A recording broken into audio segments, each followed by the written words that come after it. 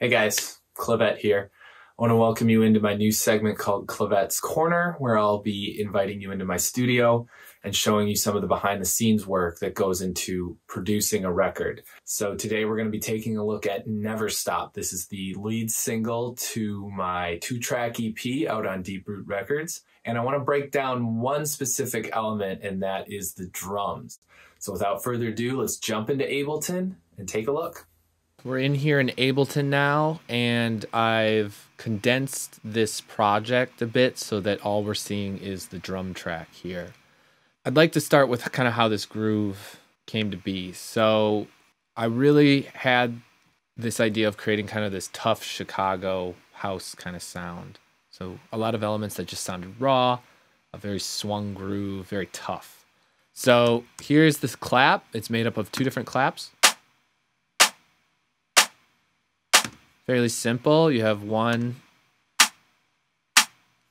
that's kind of the main one, and then the mid-range. And all I'm really doing here is using RC20 to really push some drive into the mid-range here, and then I'm just mixing that in. So this is a cool trick I like to do. Anything that has like a mix knob like RC20, you can just dial in just what you want. You don't have to apply it to the whole sound. You kind of keep some of the dry. So this is kind of how I helped push that mid-range a little more. Another thing I really like is to shape the transient, shape the entire drum through a transient designer. And that would be this guy, the SPL Transient Designer Plus. And then finally, there's a little bit more EQ, just kind of pushing 2.5 and above, and a little bit of air around 20. From there, typically I will start layering hats up. And so I really love thick layered hats. And so there's kind of an organic sounding one. The second hat, a little more metallic, playing a little bit of a different rhythm and a little tougher.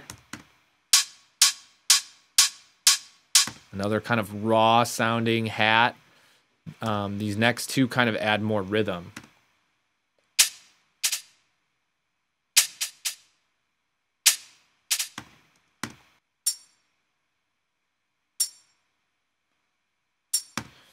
And all together, they kind of create this big sound.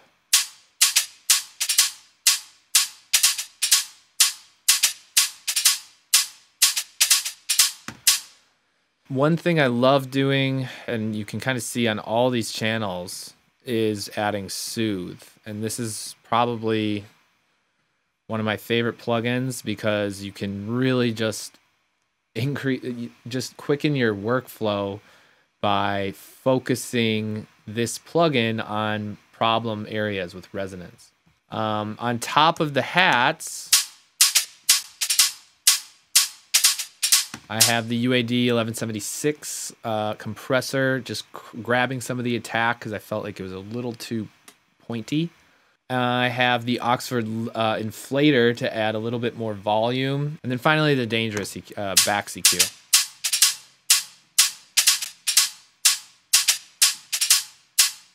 And this is just adding some brightness on the very top. Now, the drum groove really comes from the hats and the snares. So I'll start with this snare here. Just your classic 808 snare, pitched down a little bit. And this one's, I don't even know how to describe it. I probably grabbed that from some sort of break. And with the hats, this is where the whole groove comes from.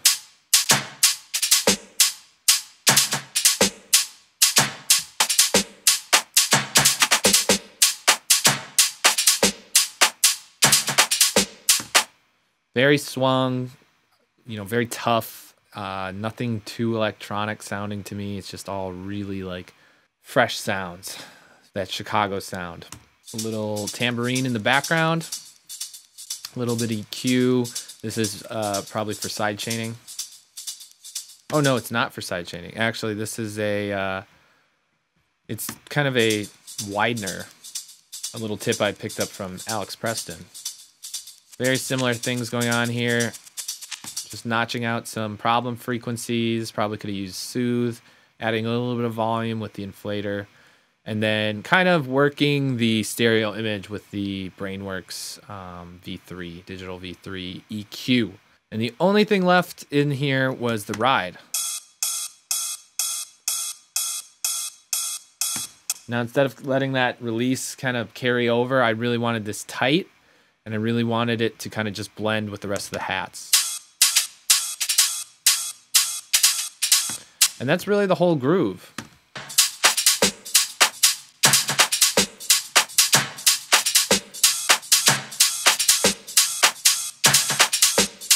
Now, the only other thing I'll show here is what I have on my drum bus. At the time, I was really just into adding some summing. So I used the NSL channel from Waves to add kind of a Neve style summing to the entire track. I love the API 2500. I've moved on to the Universal Audio from here on out, but the API 2500 from Waves is a great drum compressor.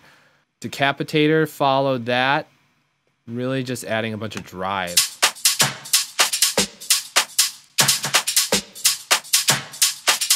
Just bringing up that level. And then I don't do this so much anymore, but I was really just trying to get a really even drum track. I was just catching some of the transients, some of the peaks here. And that's the drum track.